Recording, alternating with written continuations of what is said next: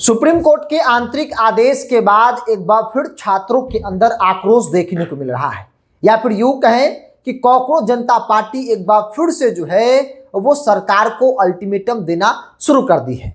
Cockroach जनता party की तरफ से कहा गया है कि सरकार अगर अपने वादे पर खरा नहीं उतरती है तो एक बार फिर से छात्रों का आंदोलन देश भर में होगा। नमस्कार, द इंडिया टॉप देख रहे हैं, मैं हूं आपके साथ बिरजू सिंह। देश के शिक्षा मंत्री धर्मेंद्र प्रधान के इस्तीफे के बाद बेशक छात्रों का आंदोलन शांत हो गया, छात्रों का गुस्सा शांत हो गया, लेकिन ये गुस्सा कब तक शांत रहेगा यह कहना बड़ा मुश्किल है, क्योंकि कॉकरोच जनता पार्टी अल्टीमेटम पर अल्टीमेटम सरकार को दे रही है। उनका मानना है कि सरकार ने जो वादा छात्रों के साथ किया था उस पर सरकार खड़े नहीं उतर रही है। कई राज्य की सरकार ने नोटिफिकेशन जरूर जारी कर दिया है कि छात्रों पर से एफआईआर वापस होगा।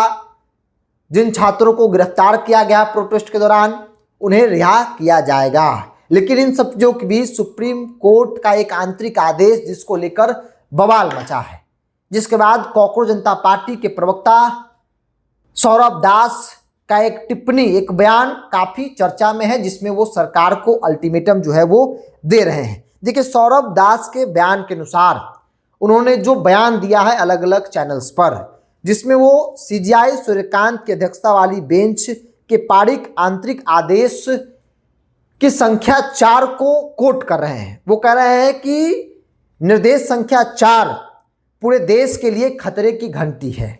इस निर्देश के तहत सरकार को मौजूदा एफआईआर के साथ आगे बढ़ने और जांच जारी रखने की अनुमति दी गई है।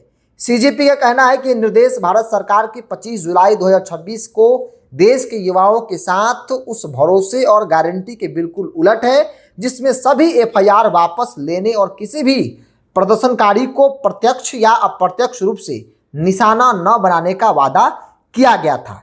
सीजेपी कॉकरोच जनता पार्टी सौरभ दास कह रहे हैं कि जो सुप्रीम कोर्ट ने आंतरिक आदेश संख्या 4 में कहा है कि एफआईआर को आधार बनाकर जांच कीजिए, नाबालिग बच्चों पर से एफआईआर वापस लीजिए, नाबालिग बच्चों को जेल से रिहा कीजिए, लेकिन आगे पुलिस जो है वो जांच करेगी कि कहीं जो लोग इस प्रोटेस्ट में शामिल होकर छात्रों की इस प्रोटेस्ट में भीड़ का हिस्सा बनकर माहौल खराब करना तो नहीं चाहते थे, क्योंकि जिस प्रकार से देश के अलग अलग हिस्सों में खासतौर पर बिहार में तोड़फोड़ हुआ, पुलिस को निशाना बनाया गया, पुलिस पर हमला किया गया, पुलिस चौकी पर हमला किया गया, कई गाड़ियों को आग के हवाले कर दिया गया, बम बारूद फोड़े गए, उसको लेकर भी लोगों के अंदर सवाल था कि ये छात्र तो नहीं हो सकते हैं। सुप्रीम कोर्ट की मंशा भी यही है कि एफआईआर को वापस लीजिए, लेकिन जांच कीजिए कि कहीं इस तरीके के लोग भीड़ को आड़ बनाकर, छात्रों की भीड़ को आड़ बनाकर जो है